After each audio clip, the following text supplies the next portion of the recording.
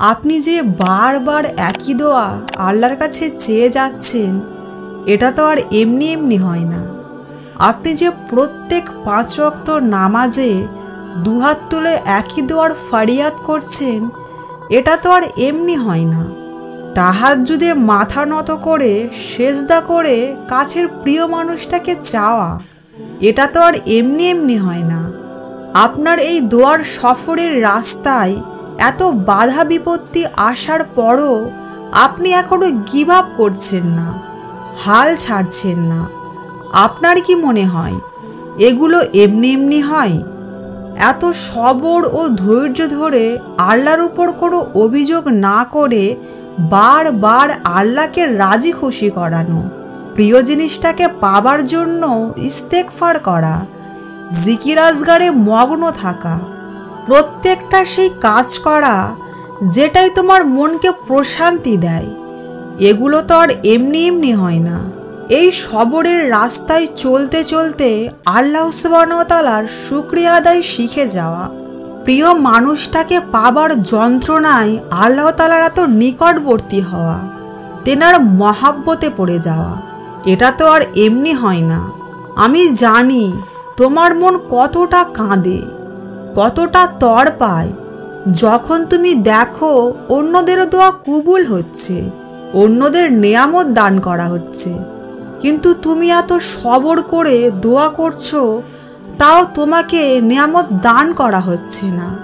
কিন্তু তোমাকে সবর করতেই হবে, ধৈর্য ধরতেই হবে।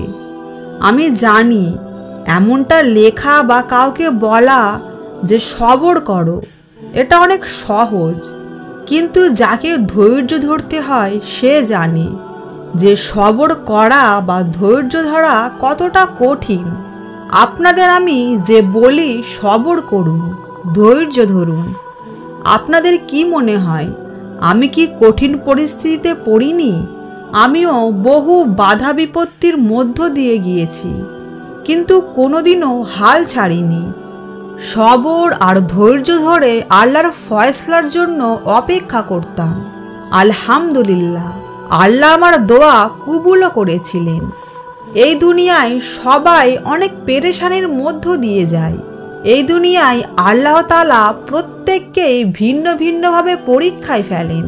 আমরা কাউকে বাইরে থেকে তাকে হাসতে দেখলেও এটা কিন্তু বুঝতে পারি না যে সে ভেতরে ভেতরে কত কষ্টের যুদ্ধই না করছে। আল্লাহ তাআলা তোমার এই সবরের পরে তোমার কিসমতের ফয়সলা করে। তিনি তোমার প্রত্যেকটি অশ্রুর ফোঁটার হিসাব রাখেন। তিনি তার বান্দার দোয়া চাওয়ার হাতগুলো কোনোদিনও খালি হাতে ফিরিয়ে দেন না। তোমার দোয়া কবুলে দেরি হতে পারে, কিন্তু তোমাকে উত্তম কিছু অবশ্যই দেবেন ইনশাআল্লাহ। তেনার পরিকল্পনা আমাদের চাওয়ার থেকেও বেশি।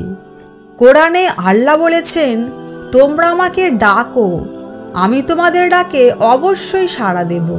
তাহলে আপনি কেন এটা ভাবছেন যে তিনি তোমার কান্না ভেজা কণ্ঠের ডাক শুনছেন না?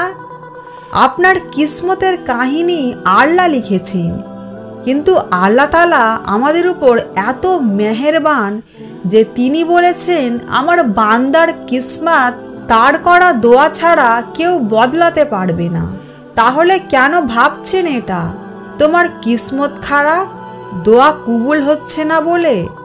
দোয়ার শক্তিকে কম ভেবো না, যেখানে আল্লাহ নিজে বলেছেন একমাত্র দোয়ায় আমার বান্দার কিসমতের কাহিনী বদলাতে পারে। হয়তো তুমি তোমার এই দোয়ার সফরে অপেক্ষা করো, না হয় ছেড়ে দাও। আর যদি ছাড়তেই হয় একেবারে ছেড়ে দাও। আর যদি তুমি চাও যে আমি আমার প্রিয় জিনিসটাকে হাসিল করবই, তাহলে নাছোড় বান্দা হয়ে যাও। দোয়া করতেই থাকো, আল্লাহকে মানাতেই থাকো। আর তোমার মানানোটাই হলো তোমার দোয়া কবুলের সব থেকে বড় নিশানি। তুমি একটা কথা মনে করে নিজেকে সাহস দেবে, হয়তো তুমি আল্লাহকে ভুলে যেতে পারো, কিন্তু তিনি কখনোই তোমাকে ভোলে না। কান্না করা তোমার চোখ, দুহাত তুলে দোয়া করা, মাথা নত করে তোমার সেজদা করা, আল্লাহকে রাজি করানোর চেষ্টা করা অন্তর তিনি ভুলবেন না। তোমার সবরের ফল তিনি এত দেবেন যে তুমি শুকরিয়া করতে করতে হাঁপিয়ে যাবে ইনশাআল্লাহ। যারা চ্যানেলে নতুন এসেছেন তারা চ্যানেলটিকে সাবস্ক্রাইব করে ইসলামের প্রতি আহ্বানের সাথে থাকুন। আসসালামু আলাইকুম।